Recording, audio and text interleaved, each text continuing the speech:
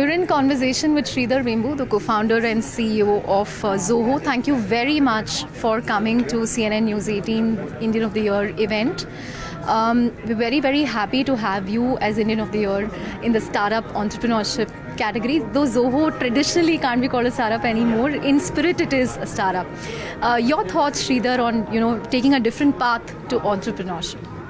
First of all, as you said, I sometimes wish that somebody more deserving as a startup now, because after 26 years, I don't know that we should be called a startup, because other people might get upset that we are still playing in these categories.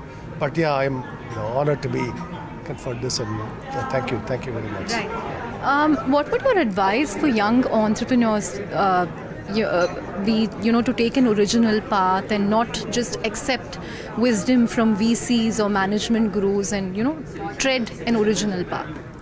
You have to develop some convictions, stay true to them, be persistent once you have some convictions. So it takes time to develop convictions. You cannot just go buy convictions. And you have to then, once you find it, stay true to it, and then be persistent. That's what I'm saying. So that's what we do. It's also a challenging time for SaaS. Many SaaS companies are talking about challenges they are facing in the US. Indian IT companies are saying that conversations are turning cautious. How will Zoho kind of weather the current storm? Yeah, so this is, definitely there's a very uncertain world we are in, with all the currency gyrations, all of that we are seeing right now. In fact, India has been a shelter from the storm, but there is a storm raging out there right now, and it seems to be getting worse. So in this environment, we have to have a kind of a long-term goal, a true north. What is our real objective long-term? Because you're forced to do that, because you may not, short-term is simply unpredictable. So the way we have navigated is, we have maintained a strong balance sheet, zero debt, and we've been preparing ourselves for this type of an adverse event, and invest in the long-term R&D. That's what we have done. So that's our strategy, basically.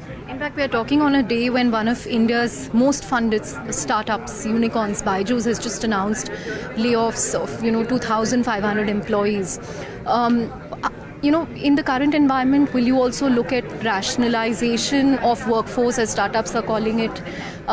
Or will you hire? How will you deal with employees? We have made a commitment to our employees that the layoff would be the very last thing, absolutely the last thing we'll ever think about, because it kind of destroys loyalty, right?